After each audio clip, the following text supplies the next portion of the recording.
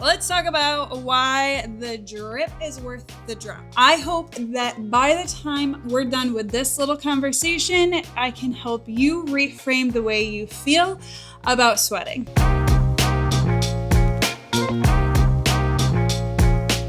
So, whether you fully embrace the sweat or really could live without it, we do need to talk about sweat because there's a lot of confusion around it. Some people think that if they aren't sweaty or they don't leave their workout dripping, that they didn't work hard enough and their workout doesn't count.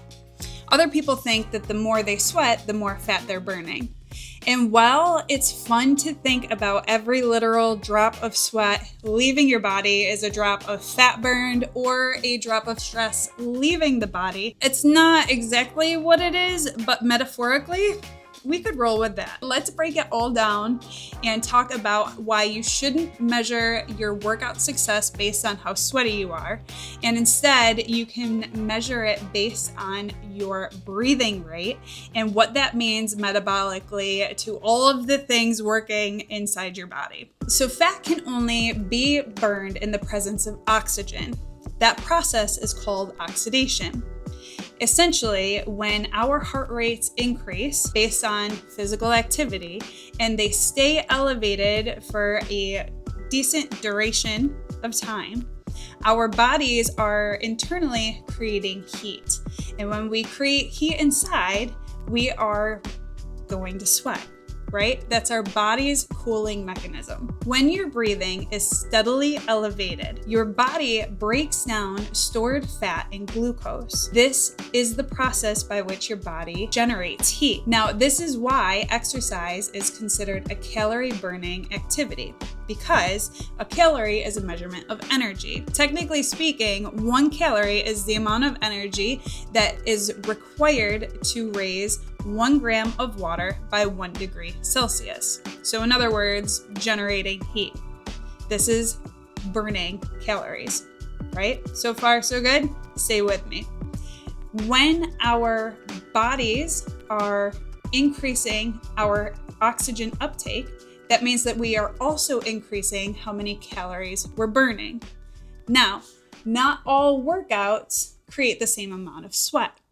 This is actually a really beneficial knowledge if you have a hard time with motivation, accountability, or wanting to show up for those sweaty workouts. Cardiovascular exercise can create more sweat. It's because our body's heart rate and breathing is elevated for longer durations of time than, say, a strength training or a heavy lifting workout session. This is really good news because on the days that you don't feel like sweating, you could go lift really heavy and not actually walk away super sweaty. With heavy lifting, you are generating force or energy for short periods of time with longer recovery in between your sets. And those lifting sessions aren't always necessarily as long as, let's say, a 3-mile run or whatever your cardio option favorite thing is, right? So strength training, like moderate resistance or body weight exercises, they may make you sweaty, but not always. It really just depends on the person. And so knowing how much time you have for adequate recovery and a shower can help you determine whether or not you should do cardio or strength on any given day based on the time that you have available to you. Even though you're not sweating due to less heat being generated during a strength training workout, it doesn't mean that you aren't getting the metabolic benefits of it. As a matter of fact, you're getting fantastic metabolic benefits of strength and resistance training, even if they weren't sweaty sessions, because stronger muscles burn calories faster than weaker muscles when you're resting and recovering. Yeah, that means that you could literally sit on the couch and do nothing. And if your muscles are strong, then you're burning calories faster than your weaker version. So, sweat doesn't always mean more heat generated. but it does absolutely mean more metabolic benefits. This is why incorporating a variety of different workout sessions over the course of a week is so beneficial, because not only do you get the metabolic benefits of strength training without necessarily having to sweat during that exercise session so much, but also the days that you do have more time to be a little bit sweatier, you're going to get the cardiovascular and fat burning benefits of extended, elevated respiration and heart rate increases. This afterburn effect from exercise is what's referred to as EPOC. EPOC is short for excess post-exercise oxygen consumption.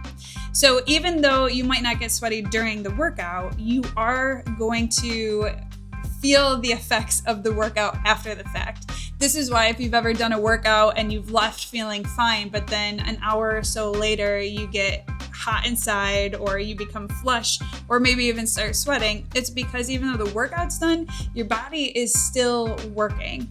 Your body is actually working to rebuild and recover your muscles, rebalance your hormones, and it's working to still cool you off. One of the best things about movement is it helps your body process stress. During exercise sessions, your brain gets a boost. Your serotonin and dopamine levels, which are your feel-good chemicals, those increase while your cortisol, or your stress hormone, decreases. And even though it doesn't feel like this during the workout, or even before the workout, especially if you don't really feel like showing up, I promise you that during the workout, your body is being trained, specifically your nervous system, to better recover. And that's why you get a mood boost and an energy boost post-workout. That's why even just a 20-minute walk or dance break can literally increase your energy and boost your mood. You're not just burning calories, you are sweating out and shaking out the stress. So let's reframe sweat. Instead of judging your workout by how sweaty it is or avoiding it altogether because you're afraid of or just don't want to get sweaty, ask yourself a few questions in a different way. If you've got time to get sweaty today, what can you do that you enjoy that will boost your mood and your energy? You can ask yourself whether or not doing a workout today is something that will reduce your stress levels. Lastly, you can ask yourself if challenging your muscles or increasing your heart rate doing an activity you enjoy doing is worth showing up, even if it's just for 20 minutes. Whether you're drenched in sweat or you're just sparkling a little bit, your body doesn't care how soaked your shirt is. It actually cares about if you intentionally showed up for movement and how well you're able to recover after. So don't cringe about the drip, celebrate it. It means that you showed up for yourself. It means that you're increasing your metabolism. It means that you are literally working out stress actively, especially if you show up on the days that you don't feel like it. If this video helped you at all, if you liked it, or if you're just into health and fitness information that you can trust, I invite you to like this, subscribe to our channel, and share this video with a friend. Also, if you're ready to start your own personal health and fitness improvement journey, I invite you to check out our website, bemorethanfit.com. The link is in the description, and you can go check out all of the weight loss programs that we have, as well as any of the mini courses that will just help educate and motivate you to live a healthy lifestyle. We want to help walk beside you and guide you and equip you with the tools that you need to fully customize your health improvement journey. You've got this, and I've got you.